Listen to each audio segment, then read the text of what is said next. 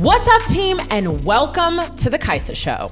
Today, we have a really special guest. Indeed we do.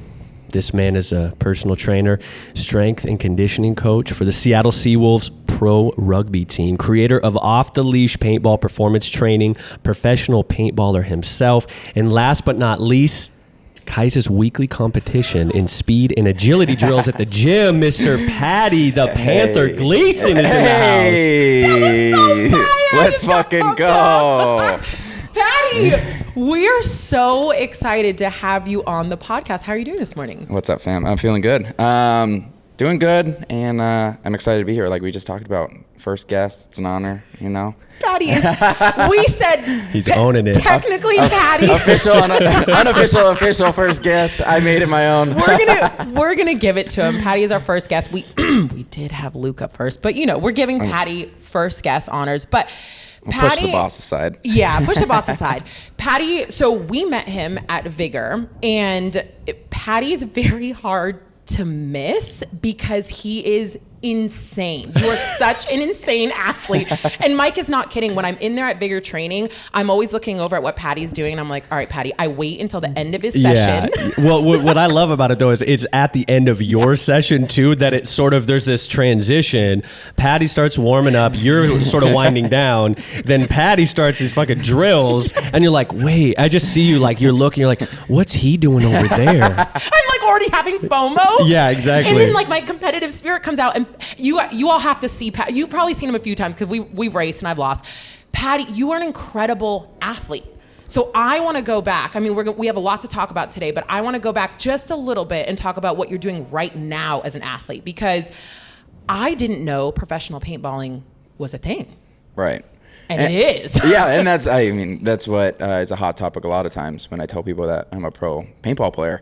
And first, backtrack, I think that's just the culture of Vigor, and I love that everyone that I'm exposed to and vice versa, I think it just breeds creativity, you know what I mean? And that's what we are. I mean, as a coach and as athletes and stuff like that, in many senses, I view ourselves as artists, right? And that's movement, and so and we put our own flavors on it. So it's very flattering that you come in, because I've been watching your social media for so long, and it was really cool that you started to come in. And then that we have that relationship or share that vibe. It's been a lot of fun. So, but paintball, huge passion of mine, obviously, playing professionally, which is a real thing.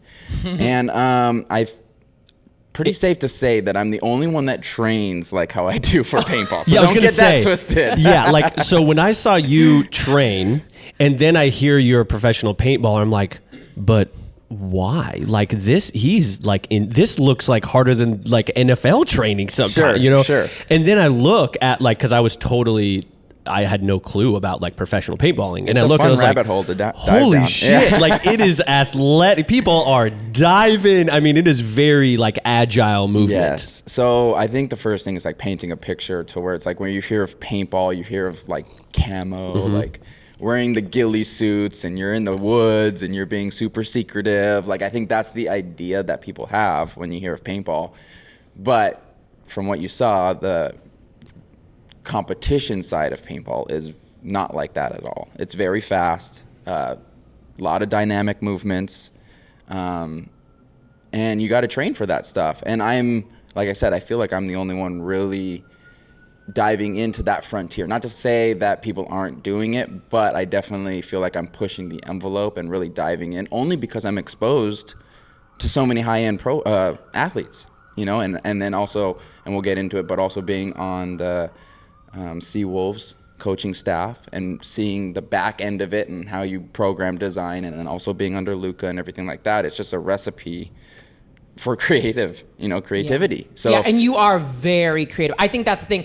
Paddy's energy is very palpable. So when we're in the gym, I'm you're drawn to watching what he's doing as an athlete. And then he's also a coach, but you are very creative with your movement. But also just shout out because we're the same age. Yes. And that was another thing too. I was like, Paddy, wait, when are you born? I was in the building. Yeah, because when he beat me, I was like, okay, well, don't worry, Kaisa. He's like late 20s. Okay. Like, it's okay. And then Paddy was like, no, I'm 36. And I was like, damn. Hey. Like, it's so inspiring. I think that's the thing too, is like you being a professional athlete is amazing, but also just being 36 and coming to like watching you train and what you do is very, very inspiring. So I appreciate that. But today we also want to talk about your inspiring story, which I guess basically just diving straight to the point. Paddy reached out to us and wanted to share his story of basically being deep into drugs, yes, and now being sober and living a very inspiring life as a professional athlete, as a coach. And so can we go all the way back? Like, can we go back and talk about the beginning of your life and maybe the beginning of your addiction and kind of start there and talk about how movement brought you out of that? Yes, for sure. Where to start? I was going to say, I mean, shout out to all the people in their 30s. I think it's the best decade. Yeah. We really hit our stride and it's prime time. So yes, 86, we're in the building. I was going to make a joke and say I probably hibernated for about half of my life. And so to segue I feel into that too. Yeah. So now we're out. So a little background, born and raised on Maui. So from Hawaii.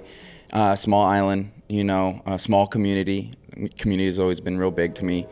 And to dive right into substance use, and we've talked about it on our phone call, that I started using at 12, like 11 or 12. And by using, I saw, not to downplay it, but that's like smoking weed, and that's just, we'll go into that, but it's environmentally or culturally kind of, that's part of being on the islands, you know what I mean? So weed has always been pretty prevalent.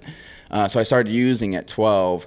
But 12, you are in middle school. Sixth grade. Sixth grade At the skate park. So I used to skate all the time. It was right across the school. We had a skate park right there. So I'd hang out after school for hours, and that's where I essentially was exposed to, and then ended up trying that. Okay.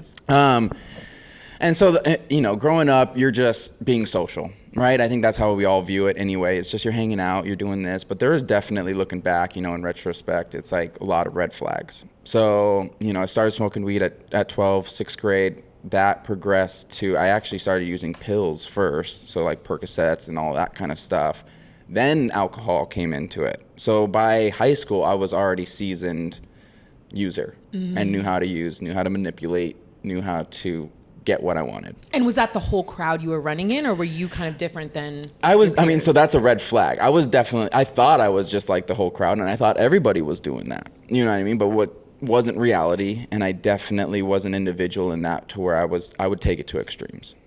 I'm that kind of user where it's like all or nothing, and that transfers over to so many areas of my life. I'm all or nothing, and I'm going to use it till everything's gone and I can't find any more, because if I can find more, I'll still go. You know what I mean? And so that kind of progressed all the way before I was even in high school. And then through high school, that's when I kind of was exposed to some of the harder drugs, coke and Molly and all of that stuff. So things just slowly started to progress, and I always just thought I was a partier, and I was one of those kids that the parents didn't want their kids hanging out with.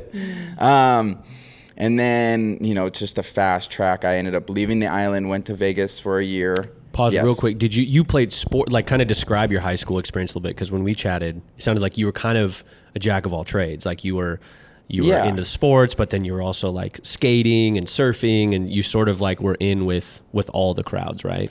Yeah, 100%. We think back and maybe I had like a bad childhood or traumatic experiences or anything like that, and we talked about that. I didn't that wasn't not part of my story, which I think holds so much value too, because substance abuse doesn't have prejudices. You know what I mean? Like, it doesn't matter. It's going to attack anybody and everybody. And so in high school, and even in middle school, I skated, played soccer, was a huge one, tennis, golf, baseball. Like, I was fully engulfed in sports, which also comes with the social scene. Like, I was not an outcast. Like, I was very much engulfed in friends and had a great social life, a healthy social life, a healthy relationship with my parents. Like, I did not, I wish I could say I had traumatic growing up experiences, and that would be an easy scapegoat, but it wasn't. I lived a very normal life growing up. I just knew I liked drugs too. I think I told you that in like fifth grade, I already had it mapped out, which is kind of sad. I knew in 5th grade that I wanted to try all these things. Really? And how Which did is so you know? scary because Yeah. you look at kids nowadays in 5th yeah. grade, you're like, oh my God, what's Yeah. going through that? And I can only imagine nowadays. Yeah. But Was it in family, friends? Like, how did you know that in 5th grade? Because I mean, I went to private school, so I was in a little bit of a bubble, but I can't imagine being 10. I honestly couldn't put an answer to that. It was just in my brain. We had Dare. Yeah, I was Remember just going to Dare? say the funny thing, I remember, because a lot of like when we were chatting, I was just like, gosh, there's a lot of like, similarities. And I remember, it's like Dare exposed Yeah. and it became because we thought we were cool kids. Yes. We were like, oh, well, we're going to do what's cool, which is not do Yes. Dare. Like we're going to literally do the opposite. And it's like what kids do. Yeah. So I think that's. And was Dare a club? Dare was. Remember, you didn't have Dare? I remember the look and logo of Yeah, Dare. it was but to keep kids off drugs. I Yes. don't remember what it stood for. Yeah, I would. I remember the tagline, Yes. which was to keep It's kids an off drugs. acronym, Yeah. And I can't remember what it is either. But it became fascinating. In yeah. 5th grade, it It became came a thing. Yeah. fascinating. We were products of hip hop growing up. Yeah. That's always been a big part of my life, and so obviously that's through the music and stuff like that. And I guess I was just very influential in that sense. But I just always remembered that I wanted to go this route, and I did it.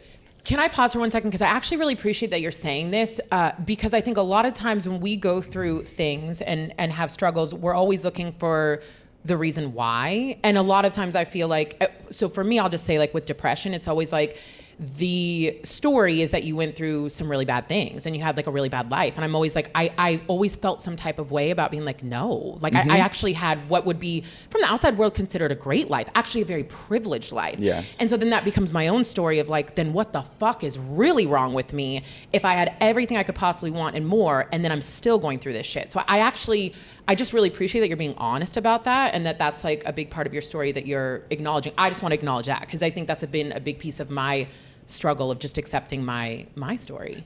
Well, and just to break, I guess, and segue, like shout out to Mental Health Awareness Month, which is why we wanted to do this anyway. And that, I think that's just part of the stigma, right? Yes. It's like these people have problems because something bad happened.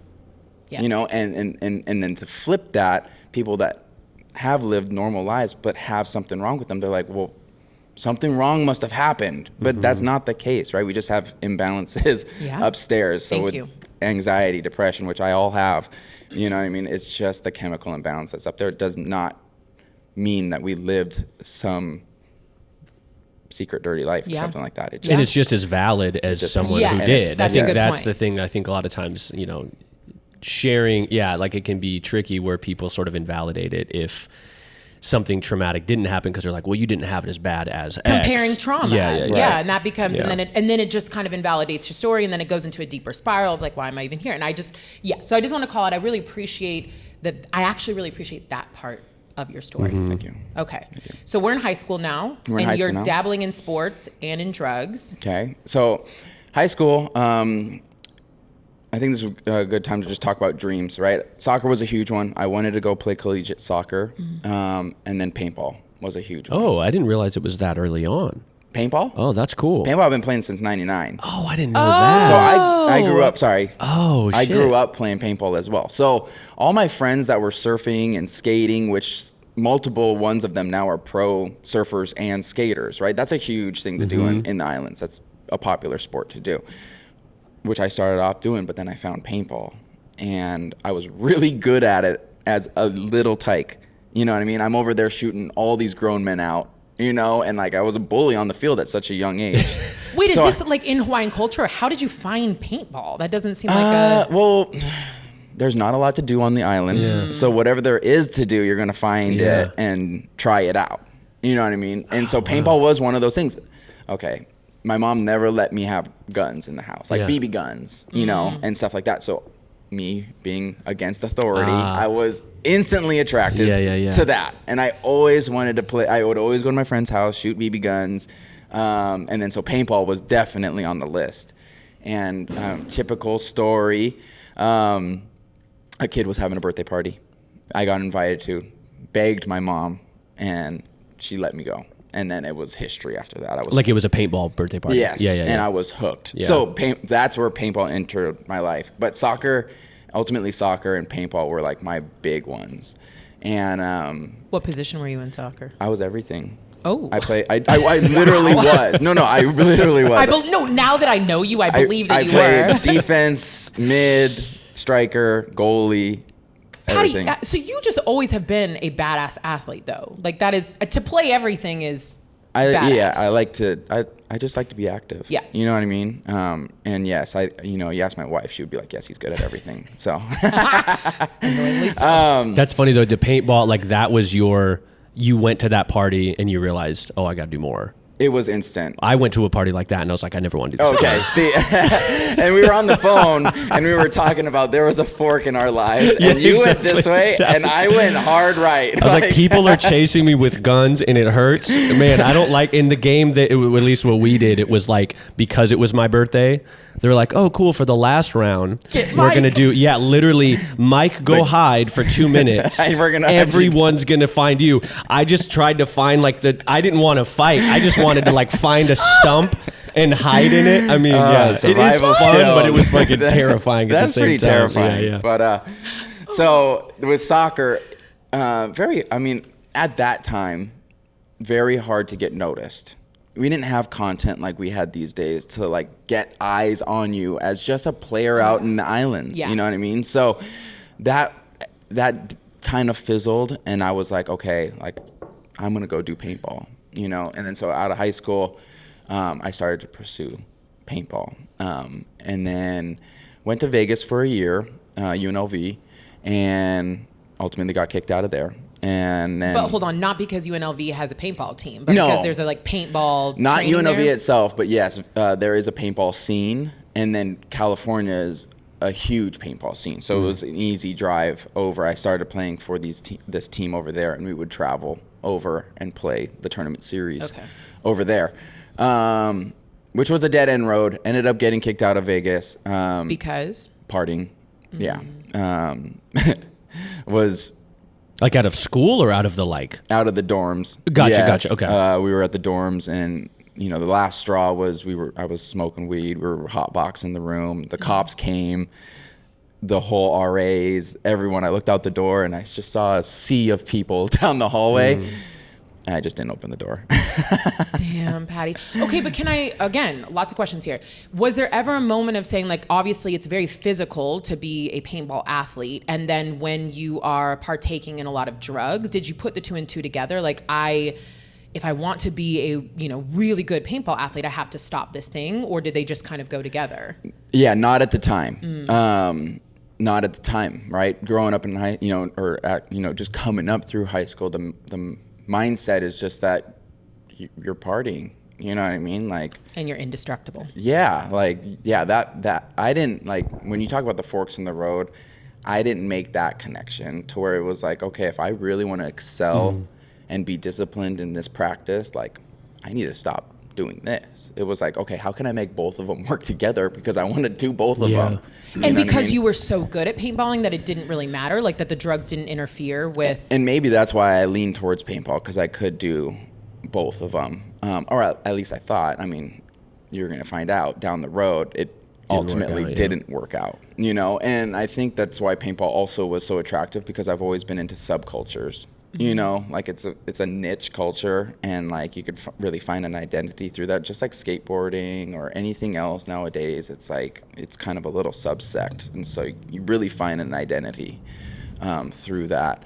And so ultimately I ended up in Eugene, Oregon, and was trying to go to U of O, was going to that community college down there, Lane Community College, and continuing to go towards paintball, still chasing that dream, but really then over the course of the couple years while I was down there for about 5 years, that's where my life just really started to go downhill.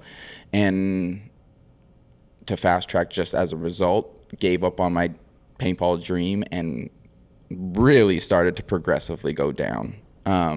In terms of drug use? In drug use. So that's where I was introduced to opiates. And it started off with oxys and progressively turned to IV heroin use. And I was in terms of, if you're looking at two different roads, for paintball, I was knocking on the door to go pro. I literally was at a tryout one weekend, trying out for a pro team.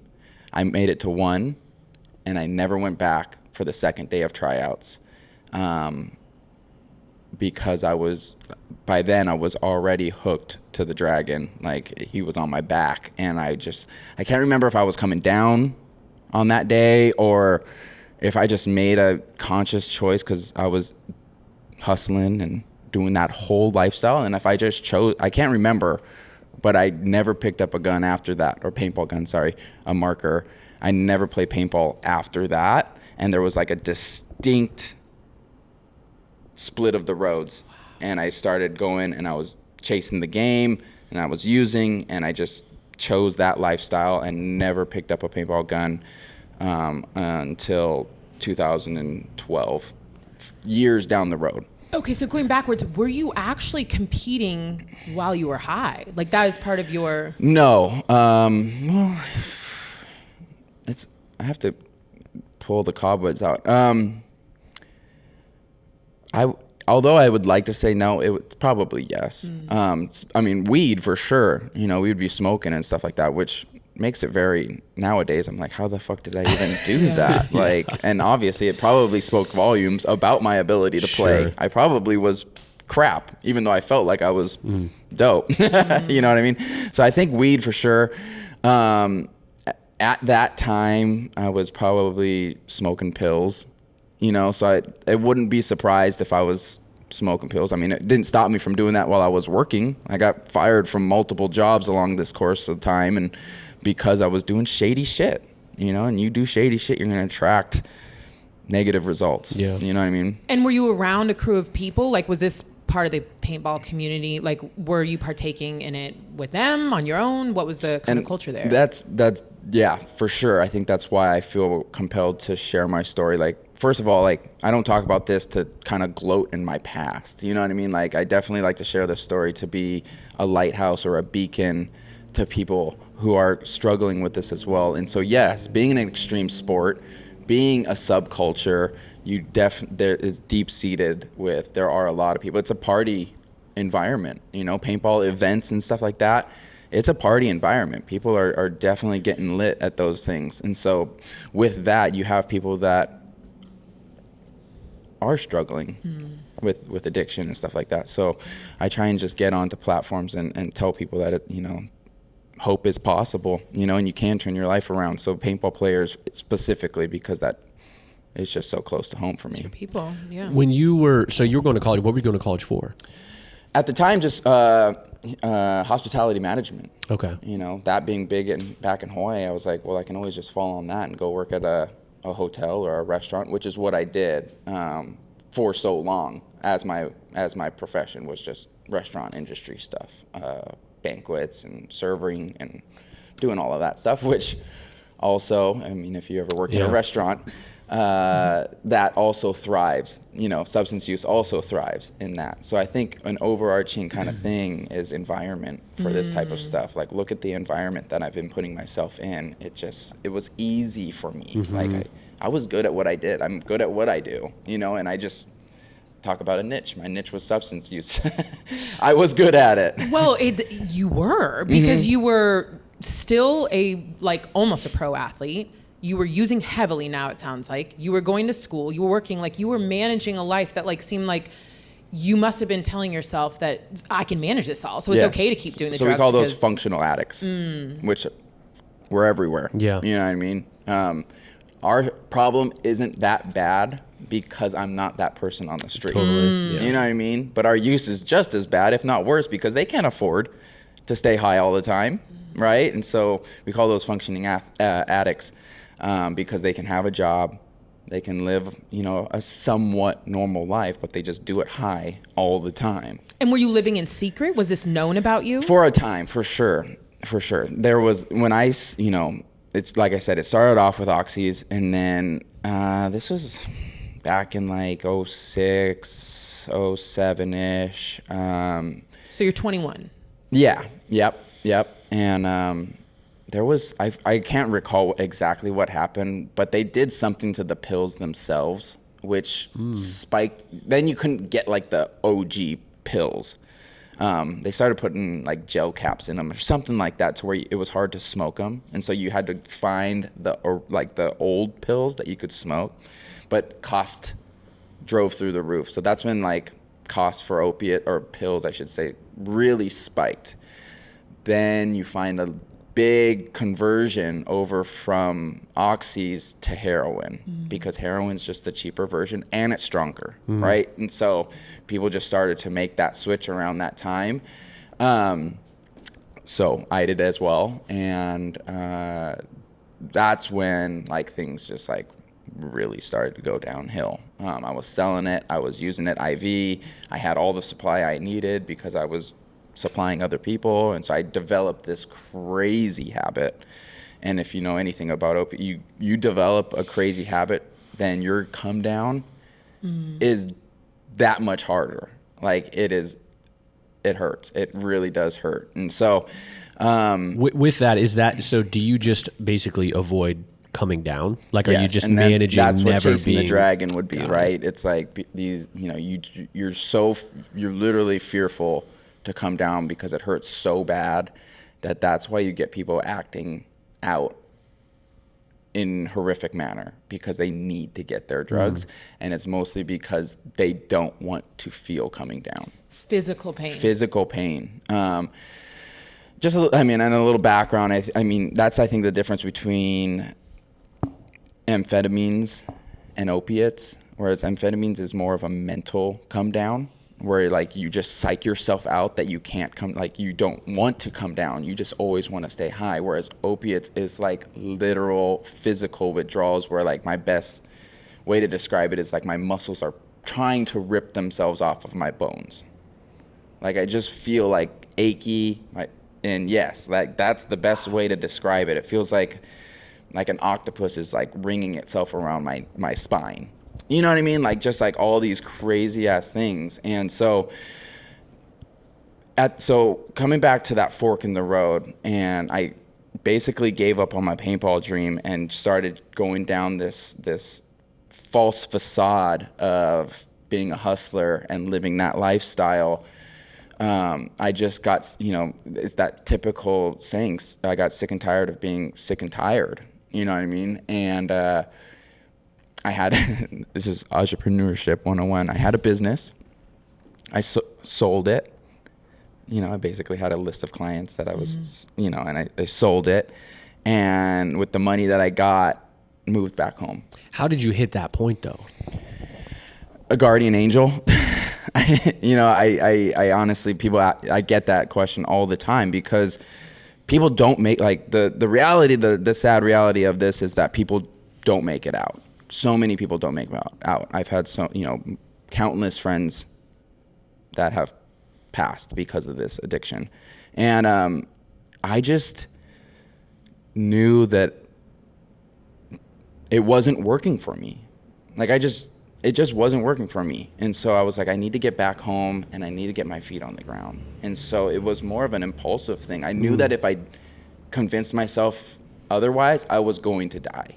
Like, and did you have like people around you being like, Paddy, you got to change? No, it was just all like. Yeah, it was just intrinsic. Like I just did it myself, but I knew that I was going to die. Like I hit a spot where I was by myself, and I had just taken a shot, and I was in the bathroom, and I walk out of the bathroom, and I gave myself a seizure, and I was by myself, and I vividly remember like what that felt like, and then I kind of came to, and I fucking took another shot. You know what I mean? Like, and you ask other users, and that shit happens all the time, but in hindsight, it's fucking crazy behavior.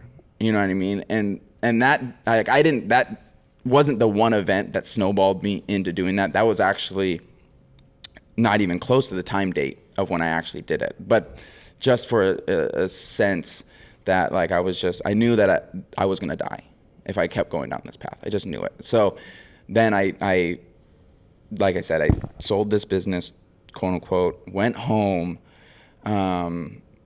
And although I was staying abstinent from opiates, I still never had quit. I was still drinking. I was still smoking weed. I was still using coke. Like I was still partying.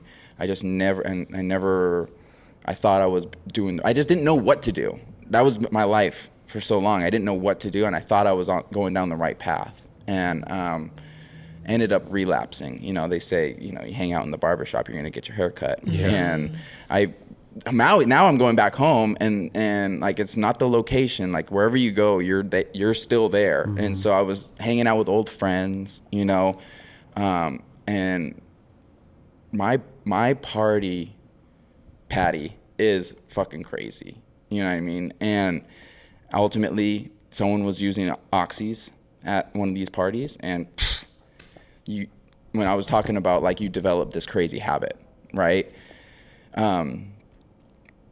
And when you start using again, you think you have that same tolerance. Oh. And I just wasn't hustling now. Now I have to pay for all of that shit. So now I have to pay for that shit, but I have this huge habit that I have to supply. And so I was just starting to just get myself into debt. Yeah, which like cost you what? What does that cost you on a daily basis? Nowadays, I don't even know, because I've been so disconnected. I don't know. Yeah. But you're talking about hundreds and thousands for the week. Wow.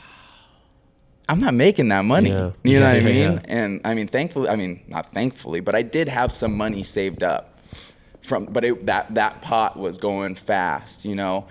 So when I, you know, and if I can just segue back though, this important part of the story too, when I came back, I kicked that IV heroin use cold turkey.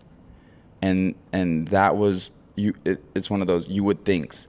That experience was, to this date, one of the hardest things that I've ever done. When I talk about those physical withdrawals that you have, I mean, I was pissing the bed, shit in the bed, fucking the whole 9 yards, fever, on the verge of stroke, like probably should have gone to the hospital to get medical care for this. And were you alone? No, I was at my parents' house for Thanksgiving. Oh shit. Yeah. So were they aware of what you were going through? I mean, my mom's not dumb. She knew without knowing. You know what I mean? But it was never said. But no, it was Thanksgiving Day that I was coming down, 2010, Thanksgiving Day. And so that's one of those you would have thought. You would have thought that after having that experience, I would never go back to doing this type of stuff. But like I said before, substance abuse doesn't give a fuck. Like, if you don't attack it and resolve some issues within yourself, it's gonna resurface. And it resurfaced, and I ended up going down again. Yes. Oh, you just mentioned resolve some issues within yourself. Were you starting to become aware of what those were? Not yet. No. Okay. Not yet. Like I said, I had no idea what to do, and I was still just like, whatever. So you weren't even scared. You weren't. No, it wasn't even on my radar yet. It wasn't. Yeah, I was like, I got away from Eugene. I'm back home with my family and my friends that I grew up with. Like, this is the new start. It wasn't a new start. It was just the last chapter of this. And so when I relapsed, I probably went out for it was almost a full year, because 11/11/11 is my official clean date that we give ourselves, right? So 11/11/11 was the last day that or was my first day clean. So 11/10/11 was the last day I used. And then I again kicked. At the time I relapsed was all oxy. I didn't touch heroin though, but it was still all oxy, which is just as bad. Don't get it twisted. It's the government version of heroin. Mm-hmm. Like, there's no way of painting that. And I kicked that cold turkey again. Fuck, motherfucker. I kicked that cold turkey while working 7 days a week at a restaurant expediting food. And I can laugh about this now, but they were supportive. Like, they knew kind of what was going on, and they were supportive of me, and they didn't fire me. You know, they kept me on staff. And I remember those days, and I worked with a buddy that I used to use with. So it's like that temptation was there. It was no walk in the park. Like, I had my mom drop me off and pick me up. I'm 25 at the time, right? And I'm having my mom drop me off and pick me up from work because I was so scared of myself at that time. But I was coming down and I was getting the withdrawals and everything like that. And I'm literally lying under the hot bar line where it's like, I don't know how much temperature, but it's hot, right? It's keeping food hot. I'm lying under there, and it's in Hawaii. Like, it's hot. But with the cold sweats, and I just feel the chills, and I'm just like, oh my God. And I don't know how I made it through, but I was fucking making it through one day at a time. Patty, damn. If you go back, can you recall the moments of like why you were like, enough is a fucking enough? Well, I can tell you the one moment that I did, and it was definitely an ego thing. Like I go from being a hustler, making money, using whatever I wanted, to going towards the people that I used to sell to that was struggling to make it, spending every last dollar on their fix. And I was on my way to work and I was sick and I was trying to get better, and I was just trying to get one pill so that I can make it through the shift, and then I was going to use my tips to go get more at night. This is the whole fucking routine. You know what I mean? It's not a glorious lifestyle. And I met up with someone to go get the pill. It was like $30, and he drove off with it. You know, ripped me off. And so it was such a small, I feel like it was just such a small event, but it was like that last drop that I couldn't take it anymore. And so I was pissed, and I was sick, and I had a 8-hour shift ahead of me. And this is for all the parents out there that have no clue what to do. Just be patient and love your child regardless. And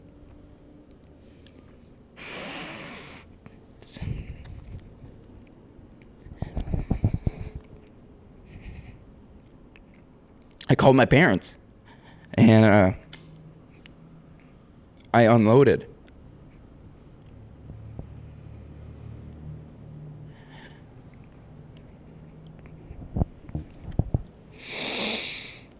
And I unloaded on them, and I told them everything that was going on and where I was at, and that's where that initial plan of my mom dropping me off and picking me up started, because I knew where the dealer's house was, and I was scared, and I didn't know what to do. So I went to the shift and got through it, tried to get from my friend, for sure, that was on the shift with me, and by the grace of God, he didn't have any, or he didn't want to share what he had, and so I was forced to start my come down then, and that was essentially the start of me getting clean. Patty, thank you. Yeah. I mean, I can't even imagine what it's like to relive these moments, because obviously they're very real for you, and that is your life, and those are some very, very deep, dark times, and I just thank you. I mean, for people that are listening and for people that are going through it, like, to be able to hear you, and then we're gonna get to what you're doing today. Yeah. And like, what time is it? No, I mean, it's like so inspiring, and I appreciate your willingness to be just so honest about where you're at, because that honesty is what we get to connect to, and like that's what gets to pull a lot of people out. So I appreciate you. And I've told this story multiple times. I've never really broken down telling it. But I know I have compassion for, and I have, to this date, I still have families that reach out to me that I just feel for the parents and the family members, because although the addiction affected me, I know that I was able to escape my feelings through my use. I didn't feel that stuff. My parents felt that, and my friends and family felt that for a decade. And it just, I think that's one of the hardest things. Yeah. How did that, like, was that the first time you had really unloaded on that, like, just really came clean and honest about sort of like the life you were living and what was going on? Yes, when I broke down to them, and like I said, they're not dumb. I think they knew. Sure. And that's why I said like this for the parents out there. It's like, like I get so many calls from moms and dads, and they know what their kids are doing. Like we think that we're being so smart or that no one knows. Like, don't be a fucking idiot. Like, people know your behavior is not that secret. So I have so many moms and dads reaching out and just like, what do I do? And it's like, it's a very scary game to play because literally there's not anything that you can do. And the more you force the issue, the more that person is going to back off. I was there, like, if they came to me and like almost let the cat out the bag, and if I knew that they knew, I probably would have just retracted and had no connection and just done what I did, right? But they just were patient, still loved me for who I was, and supported me any chance that they could. And when I was ready, I let them know, and they were there. You know what I mean? And I think that was the saving grace, that I still hadn't burned all these bridges with my relationships with people, and that they were still willing to show up for me. You know what I mean? And I think that saved my life. Yeah. You know what I mean? And what do you suggest? Like, for parents, is it, seek professional help and have professional help you with your children? Is that where? It's such each person is different, right? The rooms of NA got me clean. And so that really helped me. Treatment centers. I worked at a treatment center. I've seen success stories out of treatment centers. I've seen those work. And I've also seen interventions work. Like, I think that's such a difficult topic because it's still so new. Substance abuse and the science we have behind it, like, we don't know what works still and what doesn't and what causes it and what, like, we have ideas, but there's no concrete answers yet. So and the conversation that I have to kind of go off a foundational level, the conversation that I have with these parents is just don't give up. Yeah. You know what I mean? Like, just don't give up. And like I said, my parents were supportive of me to a certain extent. Of course, they didn't support my using, but they loved me from a distance. And like I said, when I was ready, they were right there. And that's my story. If they can resonate with that, and if they can get strategy for what to do out of that, like, bless them. Like, yes. If that's not, because that's not always the situation. Some people don't have that family relationship, and that's not an option. Then they have to have a different story that they resonate with, right? My story is not a universal tutorial on how to get through it. You know what I mean? I want to talk about what helped you stay sober now. So yes, because 11 is a magic number. That is crazy, and I want to hold on to that number. So that's you know what I mean. So that also fuels me to keep my seat in the rooms, because I want to hold on to that number. And this is really what I do enjoy talking about. So, because it is all about the recovery and where my life is now and how we turned it around and the message of hope and everything like that. So. That marks the day, right? On the number, was 11, has it been 11 years this coming November? Yes. Oh, we got to throw some sort of party. major one, huh?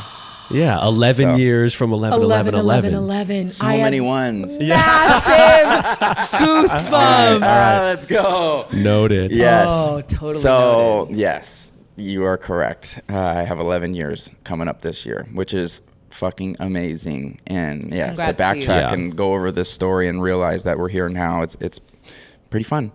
And so that marks that day. It just like everything in my life, as soon as I hit the ground running, it just caught on like wildfire. So when I finally made that decision, like, okay, I'm gonna get clean, it was now, I made that decision, and then I looked around, I'm like, I have no idea how to function as a contributing member of society. At 25. Right? Which is a blessing and a curse, right? At 25, not knowing really how to do anything in life is very scary. But you think about 35 or 45 or 55-year-olds that are just getting clean. It only gets worse as you go down the road. Yeah. So I was very blessed to get clean early. But the lifestyle, I think the lifestyle and the habits were so much harder to break, because through my eyes, my vision of myself was still very much hip hop, hustler, living the codes of the streets, like all this stuff that's just so facade and bullshit, really, and it's not how life operates. And I definitely didn't operate for me. That was harder for me to kind of get adjusted to than it was just not using. Like, not to downplay not using wasn't hard, but like the longevity of learning how my lifestyle changes took longer than it did for the feelings of substance withdrawal to last. And so let's go, like, the first 30 days I started going, not the first 30 days. Maybe at the tail end of 30 days I started going to meetings. But the first 30 days was, I was still selling weed. I was, trying to figure out what to do. And ultimately my life guided me towards meetings. Started going to meetings. That's really where I started to catch my stride. I was still working full time. I ended up, enrolling in full-time school. Really just distractions, right? And fitness. So now fitness really enters my life. And I was telling you, growing up as an athlete, I always wanted to be in the gym and train. Like, I wanted that knowledge, but I was just maybe insecure with myself. I was scared. I was scared to go in because other people were lifting more than me. Everyone seemed like they knew more than me. I just didn't want to go in there and be an awkward kid. You know what I mean? But I always wanted to learn that kind of stuff. So now, getting clean, my neighbors had a garage that had the old gym setup. It was just meatheads galore over there. It was just a bench, a squat rack, some rusted weights, and some dumbbells and stuff. So I would hop the fence and I'd go work out over there. And I started to, I was the typical meathead at the time. I was YouTubing shit. I was like, yeah, that's dope. I'm gonna fucking go do that. And so I started doing that and really just building myself up and creating this lifestyle for myself off of literally complete blank canvas. And so and then I started going into macros and doing that whole thing, and you're just getting into it, so it's a lot of trial and error, and that's really where my fitness my passion for, because I had a direct result. I literally was feeling shitty. I would go work out, and I'd feel good. Yeah. It was so binary like that. It was just like, oh, there's a direct result. I'm gonna keep doing this. I love that. Yeah, so it was just like I would feel shitty, go work out, I'd feel good. Along the road, I was counting, I was clocking in these clean days. I was, like I said, NA was a very big part of my story. So I started working those steps that everybody talks about. And I was starting to see those direct correlations in my life and getting positive feedback, let alone I was never someone that completed something. I was always one of those ones that kind of started something, dabbled in something, and then instantly went to something else. I never really completed something outright. So I started doing these little hurdles, and completing them and building self-confidence. And I think that's what fitness, you asked me what fitness has done for me. And at 25, when you're rebuilding your life and having fitness there at the jump start, taught me discipline, right? Having a program, having a schedule, achieving these small things, these little hurdles that would ultimately end up to a bigger goal. All these little things that I think often people take advantage of or don't even think about. Not that they take advantage of, they've just done it for so long that they don't think about it. But when you're faced to do it at 25, it's a little bit more blaring in your face. Can I ask you a question? And I don't know how to word this, but movement has always been the place in which I connect with myself. So it also it becomes that very vulnerable place with yourself. When you started to move more, did you start to become more aware of maybe why you were using drugs or what you were trying to escape? Or did you have any kind of, come to Jesus moment there with yourself? The one that I can think of that it always is planted in me as well is when I was coming down, I was laying in bed and I was 140 pounds soaking wet. Like I was sucked up. And so I remember it was within those couple of days of me getting clean, I woke up and rolled over and I could feel my hip bones. I could feel my rib cage. I just felt like a skeleton. And that has always been a place that I resort myself back to because not to encourage this to anyone, but I made the best gains from 0 to 90 days of being clean. Like I went from a stick and gained like 40 pounds like right off the bat because I was eating and I was lifting and I just made the best strength gains ever.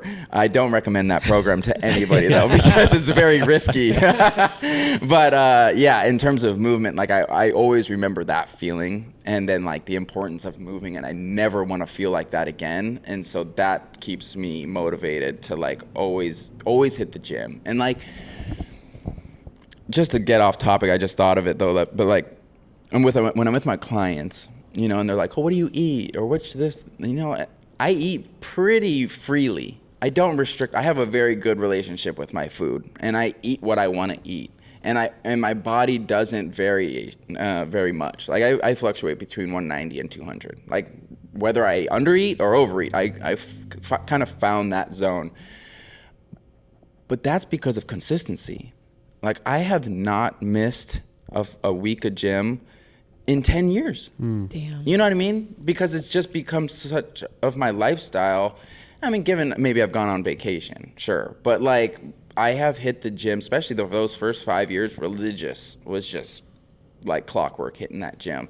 And my body now has just become acclimated to those movements, to those types of stuff that I can do because I've trained and I've stayed consistent with it. Yeah. You know, and I've had such a passion for it. But it's like people want to know what I do that's going to get them what I have in like 30 days, in like 60 days, in like 90 days. Right. And it's like, no, the consistency trumps all. Yeah. You know what I mean? And it is that lifestyle change. So but your as consistency, a small little segue, that was in being sober and in movement and taking care of yourself. It's 100%. Like, you know, consistency is key. 100%. And also keeping you healthy and clean. Yes. And to move down the timeline here, I started doing substance abuse counseling. So that was major, and also a set of skills that helped me with who I am today. And I think it's very stereotypical for any recovering addict. You hear them going into human services and wanting to help, which is all good. Ultimately, I've just felt like it was too much substance abuse stuff. I had my own recovery. I had everyone else's recovery. It was a 24-hour gig. And all those people coming through, I knew a third of them because I grew up with them. And it was just a lot. So and my wife my girlfriend at the time, she was also working in human services. We would never, it's a very hard schedule to juggle in a relationship. And she had never lived off the island. And so we wanted to move. And so Northwest is just a natural place for us to come. My sister lives up here. Always visited the Northwest. I lived in Eugene for a while. So Northwest was always just a second home away from home. So we made plans to move up here. And this was in 2017. By then, we were both in our bachelors, getting our bachelors for psychology. Wow. And so Patty? we were on the tail end of that. And so we were going to finish school. We were going to quit our jobs. We were going to get married. We were going to move. And I was going to play my first tournament as a pro paintball player. All within 4 months. Life's like biggest moments. Just pack them right Yes. And, you know, I tell other people as well, it's like, once you figure out that the abyss is just a bed of feathers, it gets much easier to just dive into it. And I have practiced that so many times of just diving into the unknown and figuring it out when I get there. So in this process was definitely one of those processes. And so we did all of that. We finished school, we got married, or quit our jobs, got married, we moved over here, and I played my first paintball tournament as a pro. After that tournament, I decompressed and got back and realized that we are starting from scratch again. and we didn't have jobs lined up. You know, we had a little bit of savings, and we were going to just make it work. And so that's where my fitness coaching got into play. We were both working for a flower farm, not that far from here. Not a flower farm, a wholesale flower place. And obviously I knew that I wasn't wanting to drive flowers for any longer than I needed to do. Yeah. And so my wife was the one that ultimately was like, well, hello, it's easy for me to see. Why don't you just see it? Get your personal training certificate and go follow your dream in fitness. And I was like, all right, roger that. And so I got You're like, damn, okay. You're right. Yeah. So her psychology degree was Yeah. working pretty we well. fuck with each other all Yeah. the time, bro. And yes, we will play counselor with each other all the time. So yes, that was the path. And this is like 2018 now? Yeah, this is crazy. So I didn't get my personal training cert till the end of 2018.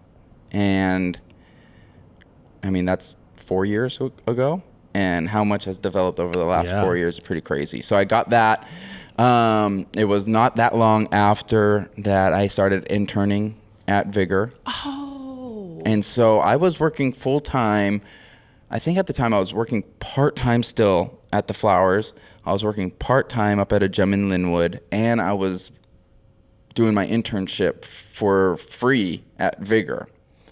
And I think this, you know, so many people are in for it, I feel like nowadays, for the quick buck. Like, I need to get as much money as I can as fast as I can without actually taking a step back and understanding the value of knowledge.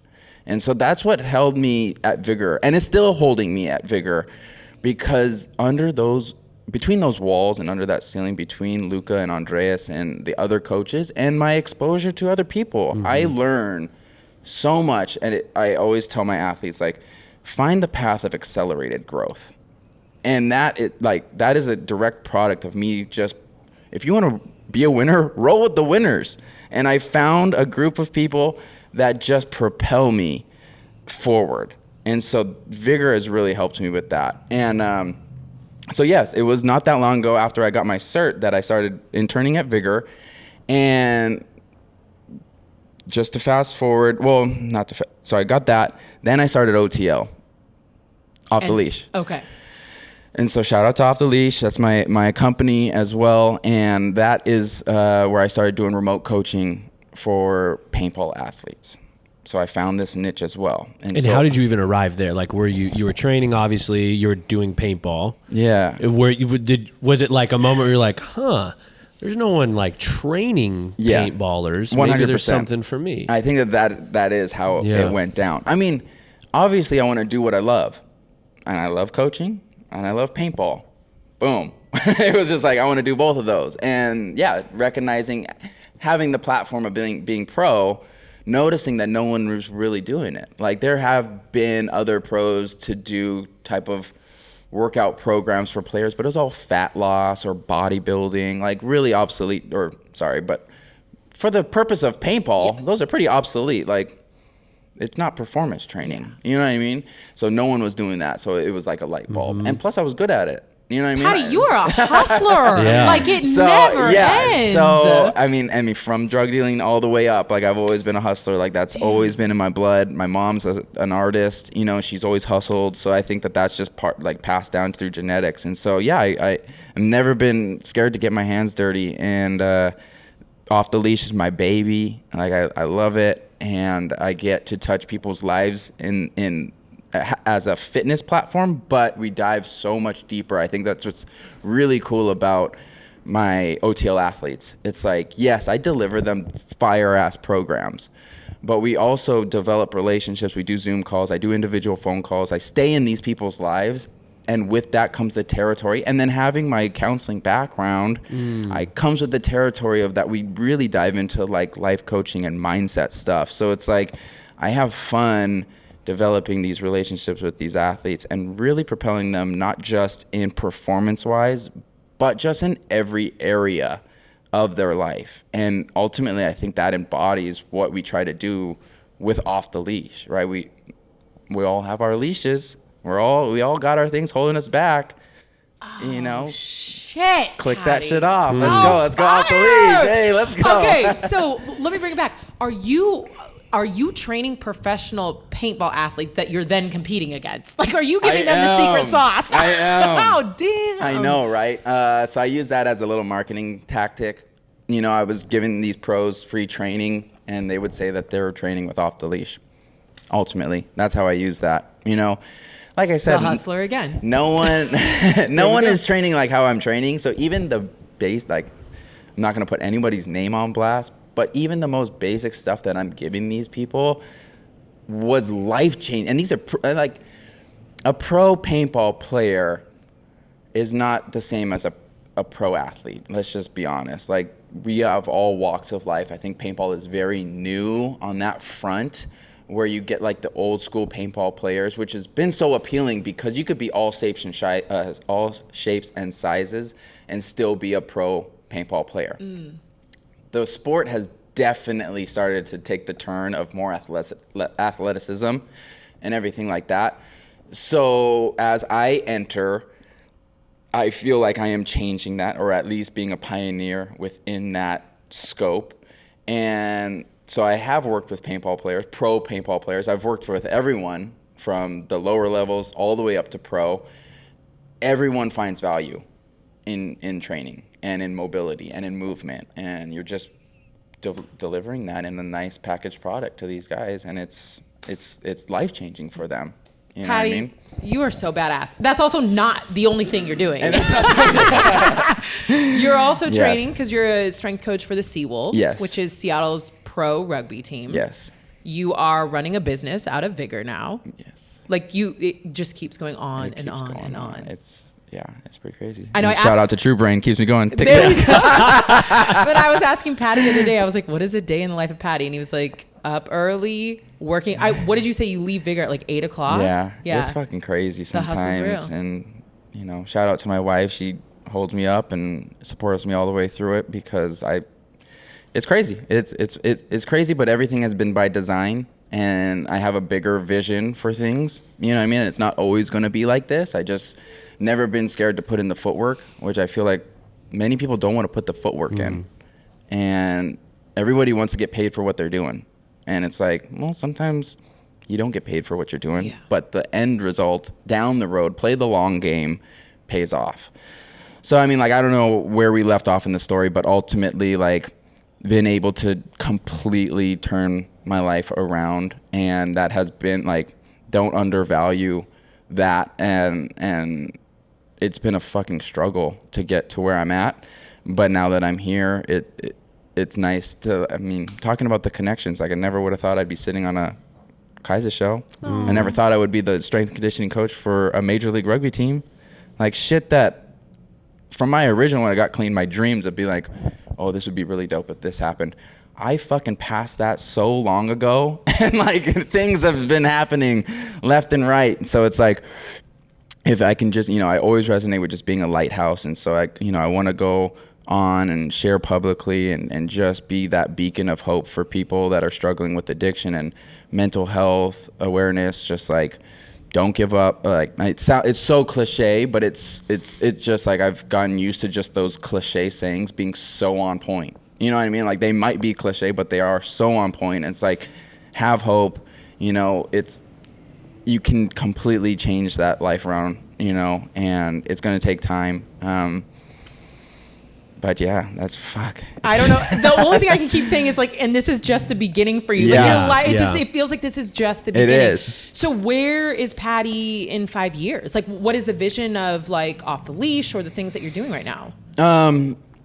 And like, going with the value of education, like, obviously I would love to be doing OTL, like, full time. Like, that's what I would essentially love to do, whether that's with my clothing and remote coaching or having my own spot. Like, I have visions for OTL. Like, I have huge visions for OTL, but that's what also holds me back. I choose my words carefully, not hold me back, but making a conscious choice to stay at Vigor as well, because I'm learning so much there, you know, and being around Luca and Andreas and you and the Seawolves and some of the, you're there, who's there.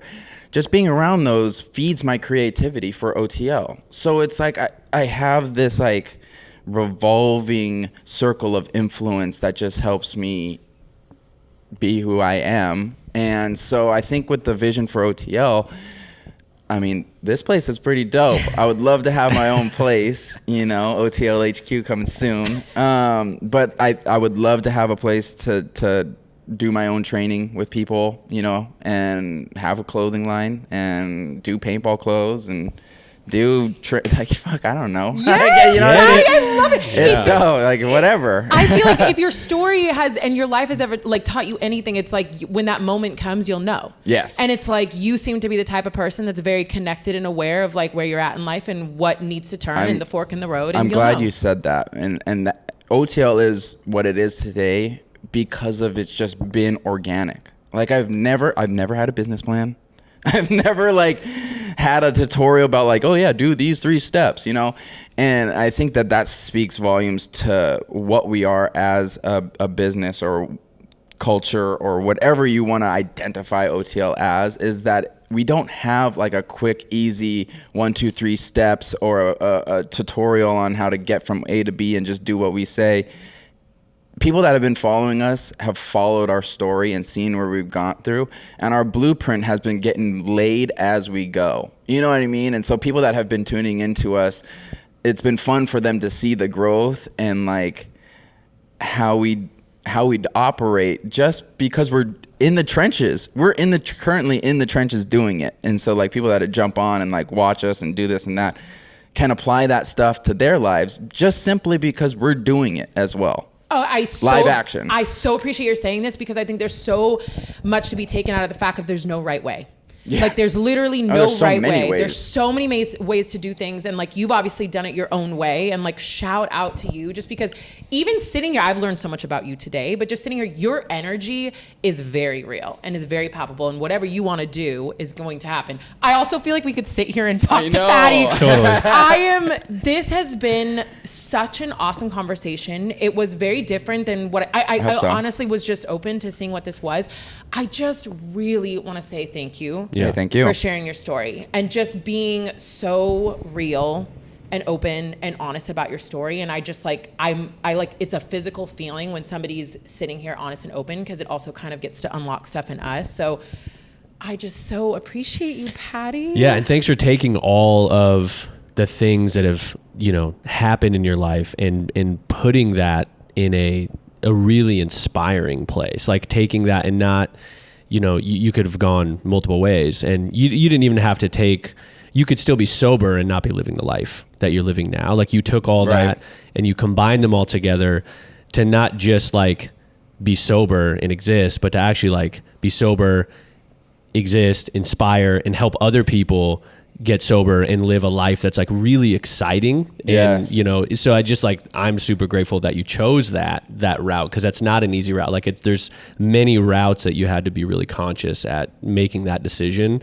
And I recognize that like that, I'm sure that was really hard, but you're doing that work, and it's so incredible to like witness and now like we get to kind of be a part of. So I think just desensitizing the fear behind getting clean. You know what I mean? And although it's tough, it's not there, but having that blank canvas and having that energy and just being excited about having an opportunity to completely reinvent yourself can be it's a mindset switch, right? It can be scary, but it can also be the time of your life. Mm-hmm.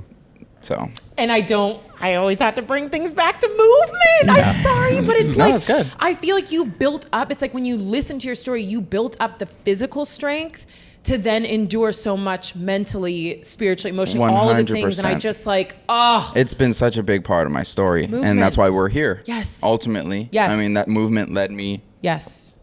To this podcast. Yes. Yeah, me too. So before we end, where can people find you? So personal social media is at Paddy Gleason. Off the Leash, social media is at Off the Leash Lifestyle. Check me out at Vigor. Check me out on the paintball field. You're going to get got. And also catch me at the Seawolves games, man. Yeah. We're everywhere. Let's Absolutely. go. Patty, we are so grateful for you. Thank you so much for coming on today Thank you. and again sharing Thank you. your That was story. And to everyone that tuned in, thank you for tuning in and listening. Again, don't forget, if you enjoyed what you listened to, please leave us a review. Drop some stars. Mike, thanks for being here today. Oh, thanks for having me. All right, team. So thank you, and we hope to see you on the next show. Peace.